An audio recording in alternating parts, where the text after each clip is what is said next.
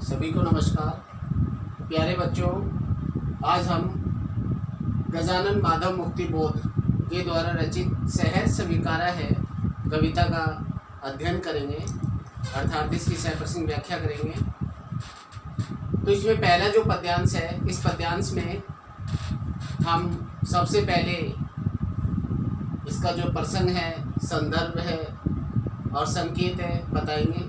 इनके बारे में मैं पहले जो वीडियो बनी है उनमें भी बता चुका हूँ कि कैसे संकेत करना है, उसके बाद संदर्भ देना है और उसके बाद प्रसंग। तो इस प्रसंग में देखेंगे हम कि इसमें कवि ने अपने उस अनंत सत्ता अर्थात उस ईश्वर को संबोधित करते हुए कहा है कि उसके जीवन में जो कुछ भी है, कवि के जीवन में जो कुछ भी आया है, अर्थात उसके जीवन में जो दुख का समय है या सुख का समय है, उसे प्रसन्नतापूर्वक स्वीकार करने की बात कही है।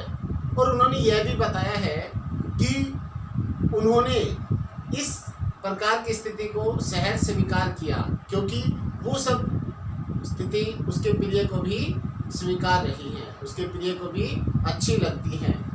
तो यहाँ कवि ने हर प्रकार की स्थिति को प्रसन्नतापूर्वक स्वीकार करने की बात कही है।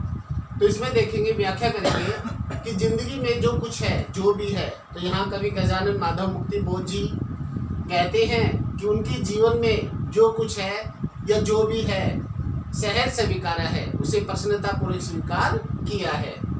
इसलिए कि जो कुछ भी मेरा है, यहाँ कवि बताते कि उनके जीवन में जो कुछ भी है या जो कुछ भी उनका स्वयं का है वह तुम्हें प्यारा है, वह उनके प्रिय को भी, प्रिय यहाँ पर माता भी हो सकती है, बहन भी हो सकती है, उसकी पत्नी भी हो सकती है और यहाँ ईश्वर भी हो सकते हैं।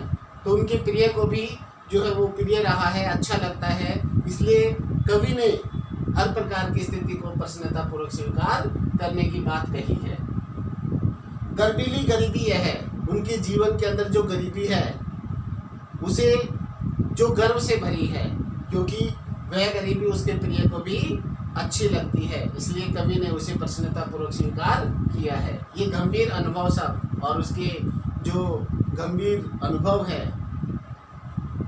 यह विचार वैभव और विचारों रूपी जो संपदा है, जो उसकी संपत्ति है, दृढ़ता यह है और उनके अंदर यह मजबूती अर्थात हर प्रकार की परिस्थितियों को सहन करने की जो मजबूती उनके अंदर है, भीतर की सरिता और उनके अंतर्मन में बहने वाली जो भाव रूपी नदी है। मौलिक है, वह सब एकदम मौलिक है, मूल रूप में है, किसी प्रकार से बनावटी नहीं है।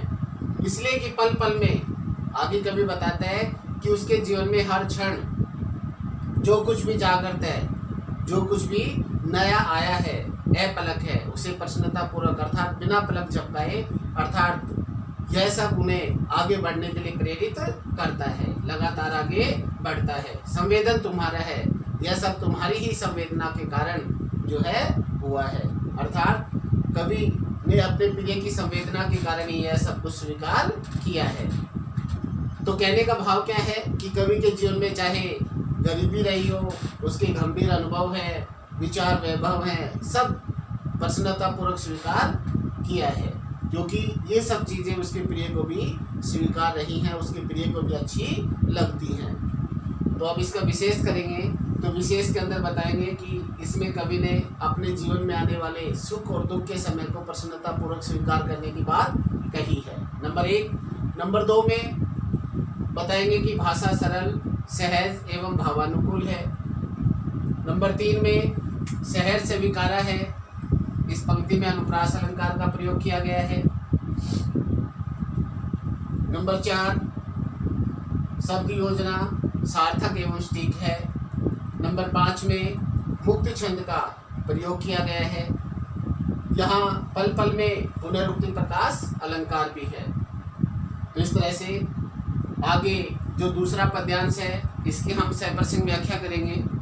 तो इसमें भी हमें पहले संकेत, फिर संदर्भ है, फिर प्रसंग बताना है। प्रसंग के अंतर्गत इसमें कवि ने अपने उस प्रिय से अत्यधिक लगाव होने के बाद यह प्रसंग आता है कि उसका उस प्रिय के साथ ऐसा कौन सा संबंध है या उन संबंधों का उल्लेख किया है जिसके कारण उन्होंने अपने जीवन में हर प्रकार की परिस्थिति को सहन स्वीकार करने की बात बताई है।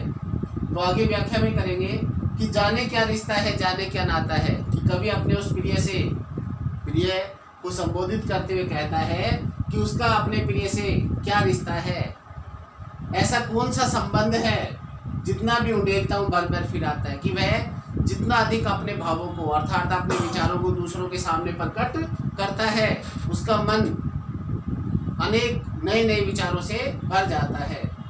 दिल में क्या झरना है, अपने आप से प्रश्न करता है कि उसके अंदर कोई एक झरना बहता है, मीठे पानी का सोता है। जिस तरह से एक झरने से मीठे पानी, जो स्रोत से मीठा पानी हमेशा बहता रहता है, उसके अंतर्मन से भी भाव रूपी झरना हमेशा बहता रहता है, अर्थात उसके मन से जो है मीठे मीठे भाव जो हमेशा निकलते रहते हैं।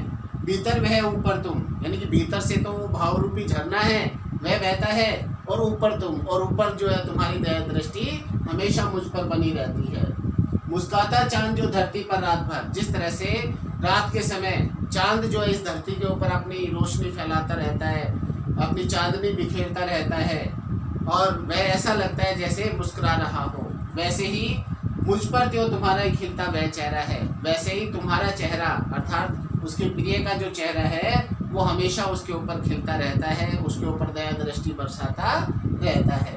तो कहने का भाव क्या है इसमें, कि कवि ने अपने उस प्रिय के साथ के संबंधों का उल्लेख किया, और इसके साथ साथ अपने हृदय के अंदर जो है किसी मीठे पानी के स्रोत को बताया है, जिससे हमेशा जो है मीठे मीठे भाव हमेशा निकलते रहते हैं। और जिस तरह से चांद जो है इस धरती के ऊपर हमेशा रात के समय मुस्कुराता दिखाई देता है, वैसे उस प्रिय का चेहरा भी हमेशा जो है कवि के ऊपर दया दृष्टि बनाए रखता है। इसके आगे जो है हम इसका विशेष करेंगे, तो विशेष में बेटा हम बताएंगे कि इसमें कवि ने बताया है कि उसके जीवन में किसी भी प्रकार की स्थिति रही हो, चाहे वो दुख का चाहे सुख का समय रहा हो, उसे कवि ने प्रसन्नतापूर्वक स्वीकार करने की बात कही है। नंबर 2 पे भाषा सरल, सहज एवं भावानुकूल है। नंबर 3 है यहाँ ये भर भर, इस पंक्ति में पुनरुक्ति प्रकाश अलंकार का प्रयोग किया गया है। और मुस्काता चांद जो धरती पर रात भर, तो इसमें उत्प्रेक्षा अलंकार का प्रयोग है, और मानवीकरण भी हो सकता है इसमें। नंबर 4 पे शब्द योजना सार्थक एवं सटीक है। 5 पे मुक्त छंद का प्रयोग हम इसमें करेंगे। तो इस तरह से इसकी हम सह प्रसंग व्याख्या कर सकते हैं। धन्यवाद।